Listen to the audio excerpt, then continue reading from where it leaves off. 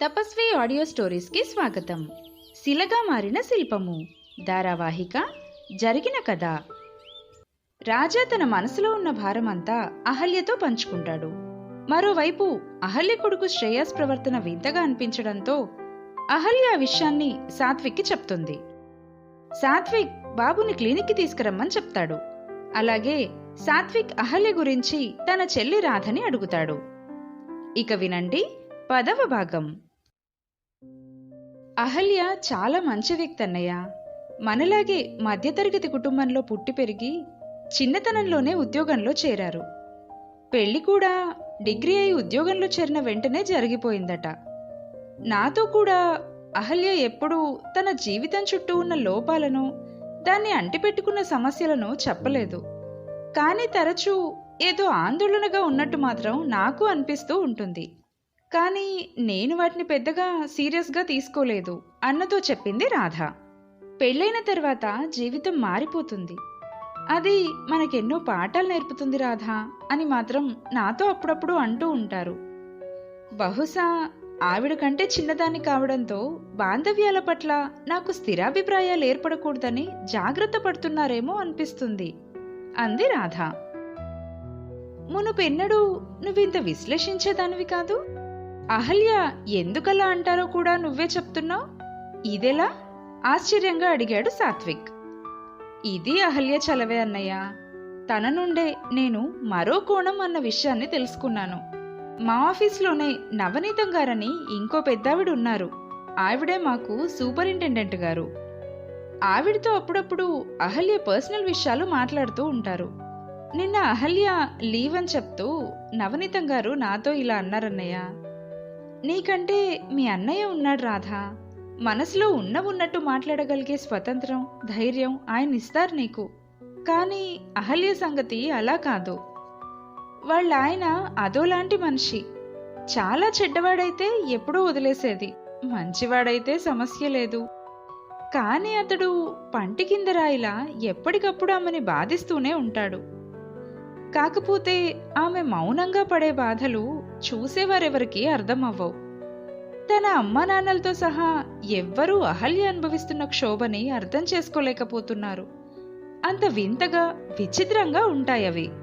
అదేంటి మేడం అని నేను అడిగితే మాత్రం, అదంతేలే, నీ వయసు, అనుభవం వాటిని అర్థం చేసుకోనివ్వవు అంటూ మాట దాటేశారు నవనీతం గారు. సార్ గురించి నాతో ఏమైనా చెప్పొచ్చు కదా అని అహల్యతో నేనెప్పుడైనా అంటే, నీకెందుకులే రాదా, పెళ్ళయ్యేదాకా హాయిగా నవ్వుతూ ఉండు అంటూ ఆవిడ దాటేసేవారు. అహల్య గురించి తనకి తెలిసినవన్నీ అన్నకి వివరించింది రాధ. అమాయకంగా రాధ చెప్పింది కొంతే అయినా అందులో నుండి చాలా గ్రహించగలిగాడు డాక్టర్ సాత్విక్. మళ్లీ లయలాంటి వ్యక్తిని జీవితంలో కలుస్తానని తానెన్నడూ అనుకోలేదు. సాత్విక్ మనసు లోతుల్లో నుంచి ఆలోచనలు మేలుకున్నాయి. అప్పట్లో తనని అందరూ ఆనంద్గానే గుర్తించేవారు. అవును, తన పేరు డాక్టర్ సాత్విక్ ఆనంద్. తనని ఎప్పుడూ ఆనంద్ అని పిలిచే వ్యక్తి లయ. అప్పట్లో తనకు లయకు మధ్య గల స్నేహాన్ని నెమరేసుకున్నాడు సాత్విక్. కానీ 7 ఏళ్లుగా గుండెలోనే గరళంలో దాచేసుకున్న ఆ విషయాన్ని ఈనాడు అహల్య మూలంగా జ్ఞాపకం చేసుకోవాల్సి వస్తోంది అనుకున్నాడు. అచ్చంగా నేటి అహల్య స్థితిలో నాడు ఉన్న లయనైతే నేను కాపాడలేకపోయాను. కానీ ఇప్పుడు అహల్య విషయంలో అలా కానివ్వకూడదు. తనకు తానే దృఢంగా నిశ్చయించుకున్నాడు. అహల్యకి కావలసింది సానుభూతి కాదు, ప్రేమో తోడో కాదు, ఒక నమ్మకమైన స్నేహం. ఆ బంధం ఇచ్చే ప్రగాఢ విశ్వాసం, ఆ విశ్వాసం తెచ్చే ధైర్యం. ఎవరో ఏదో ఒక రకంగా దయతల్చి ఇస్తున్నాను అనిపించే అండదండలు, కాపాడుతున్నానన్న పెద్దరికము కాదు అహల్యకు కావలసింది. తన వ్యక్తిత్వంతో సహా తనని కూడా గౌరవించే హృదయం. అలా అరటపడేగా లయ పైలోకాలకు వెళ్ళిపోయింది. లేదు, లయ వెళ్ళిపోలేదు. నాలాంటి వారంతా కలిసి ఆమెని పంపించేశారు. లయది ఆత్మహత్య కాదు. తనని అర్థం చేసుకోలేని వారు, చేసుకుని కూడా సహాయపడలేని నాలాంటి వారు కలిసి చేసిన హత్య. కాస్త స్నేహంగా ఉంటూ తన మనసు విప్పి పంచుకున్నవి విని నేనున్నానని ధైర్యం ఇచ్చుంటే లయని దక్కించుకునే అవకాశం ఉండేది. పేరుకి భర్తే కాని ఆమె మనసుని ఎన్నడూ తెలుసుకోలేని మూర్ఖుడి అనుమానానికి ఎక్కువ విలువనిచ్చి ఆమెతో మాట్లాడితే మరిన్ని సందేహాలకి దారి తీస్తుందేమోనన్న అపోహలో ఉండిపోయాను. అసలుకే మోసమవుతుందని అతి జాగ్రత్త పడ్డమేగా నేను చేసిన తప్పు. తప్పు అని తేలిగ్గా తేల్చేసే విషయం అది. అలా అని వదిలించేసుకుంటే కుదిరేదా? దాని విలువ ఒక నిండు ప్రాణం. తనకెవ్వరూ లేరని, తన గోడు వినేవాడు ఒక్కడూ లేడని, తాను ఒంటరినని కుమిలిపోయే స్థితికి లయని అంతా కలిసి నెట్టేయడంతో పరిస్థితి చేజారిపోయింది. లయ జీవితం లయ తప్పి ఆమె సమసిపోయింది. ఓటమిని అంగీకరించి వెళ్ళిపోయింది. లయని ఓడించి అందరం కలిసి ఆ మూర్ఖుణ్ణే గెలిపించాం. తప్పులు చేసిన అతడేమో దర్జాగా జీవితం సాగిస్తుంటే ఏ తప్పు చేయని లయ మాత్రం ఈ ప్రపంచంలో ఉండలేక ఇమడలేక వెళ్ళిపోయింది. అవును, లయది సమాజం చేసిన హత్య. అంతర్మదనంతో నలిగిపోయాడు సాత్విక్.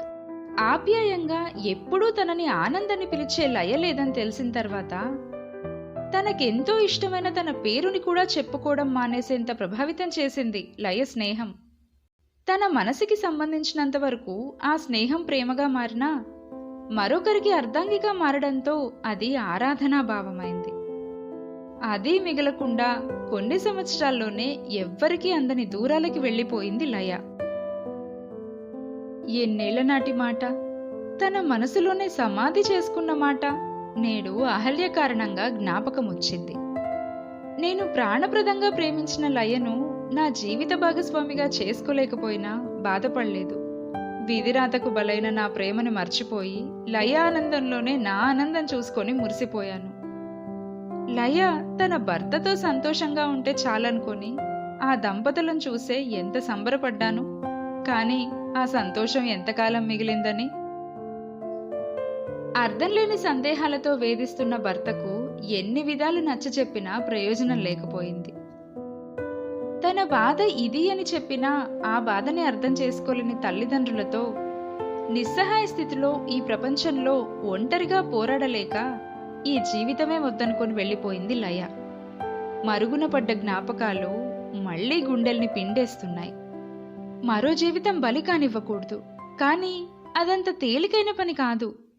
అహల్య ఎవరి సహాయాన్ని అందుకునేందుకు ముందుకి రాదు.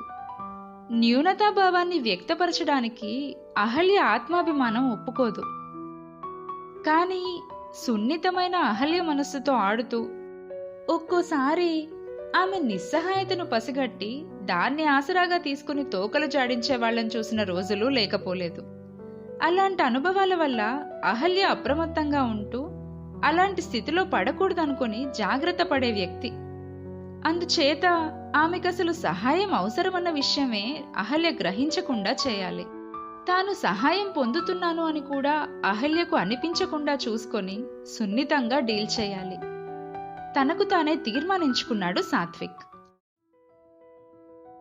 అహల్య గారు, మీరేదో మీ అవసరం కోసం నన్ను ఇబ్బంది పెడుతున్నాను అనుకుంటున్నారు, కానీ మీ స్నేహం వల్ల నాలో నిత్యం కలిగే మానసిక ఒత్తిడి తగ్గుతోంది. మీకు తెలీదు, కానీ మీతో మాట్లాడుతుంటే ఎవ్వరికైనా ఎనర్జెటిక్గా ఉంటుంది. మా రాధ చెప్తుంటే ఏమో అనుకున్నాను, కానీ నేను స్వయంగా అనుభవిస్తుంటే తెలుస్తోంది. అమ్మో, ఇలా అన్నానన్న నన్ను ఫీజు అడక్కండే, చతురంగా అన్నాడు సాత్విక్. అహల్య మాత్రం మౌనంగానే ఉంది. కొన్నాళ్లకి నా పేషెంట్స్ అందరికీ మీ ఆత్మీయమైన మాటలతోనూ నేర్పరితనంతో కూడిన మీ సలహాలతోనూ సమస్యలు పరిష్కారమైపోతే ఇంక నాకు పనే ఉండదుగా. అంచేత మా క్లినిక్లో మిమ్మల్ని ఎక్కువసేపు ఉండనివ్వకూడదని నిశ్చయించుకున్నాను. మీ పుణ్యమా అంటూ నాకు జీతభత్యాలు లేకుండా చేసుకోలేనుగా, మరోసారి తమాషాగా అన్నాడు సాత్విక్. అప్పుడు కావాలంటే మీకు పార్ట్నర్షిప్ ఇస్తానులేండి అంది అహల్య. శ్రేయస్కి ఇప్పుడు పూర్తిగా సర్దుకుంది. అసలు అది నా వైద్యం వల్ల కాదేమో అన్న డౌట్ అనుమానం నాకిప్పుడే వస్తోంది.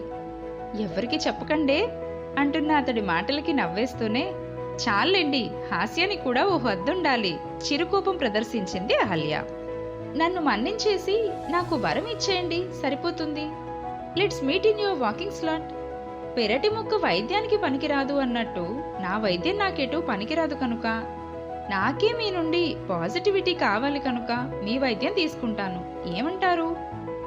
Is it okay if I can meet you in your morning walk? అభ్యర్థనగా అడిగాడు సాత్విక్.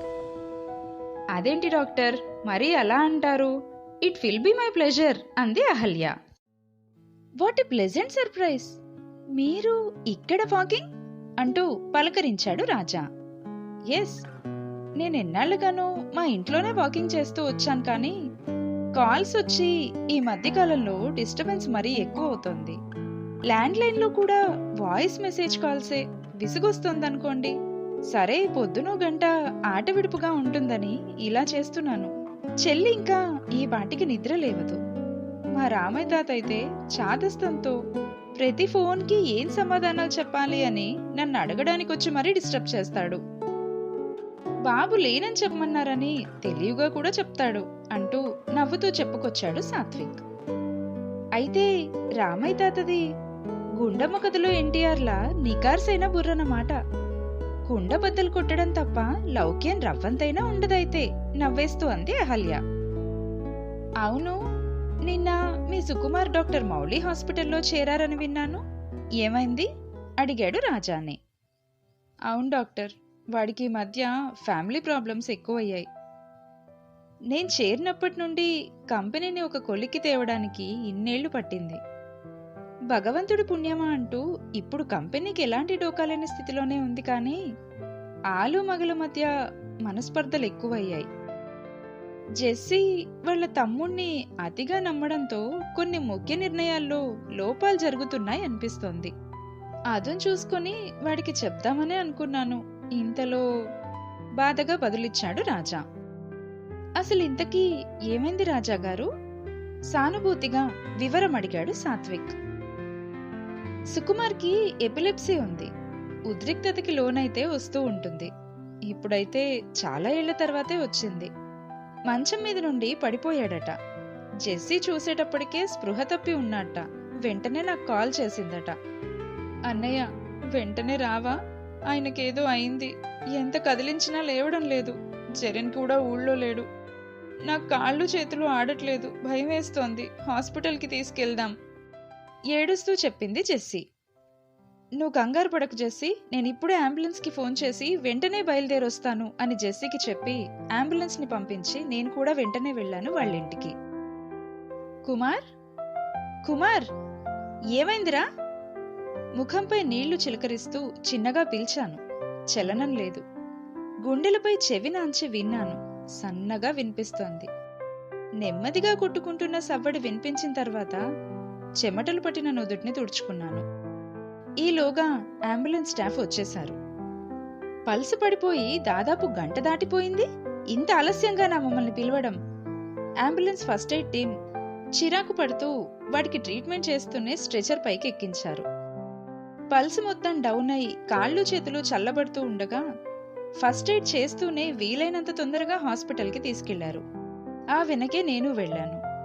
అలా రాత్రికి రాత్రి సుకుమార్ని హాస్పిటల్లో జాయిన్ చేసి తెల్లవారుతున్న సమయంలోనే ఇంటికొచ్చాను అంటూ వివరించాడు రాజా. అదేంటి, ఇంట్లో రెస్ట్ తీసుకోకుండా ఈరోజు కూడా వాకింగ్కి రావడం?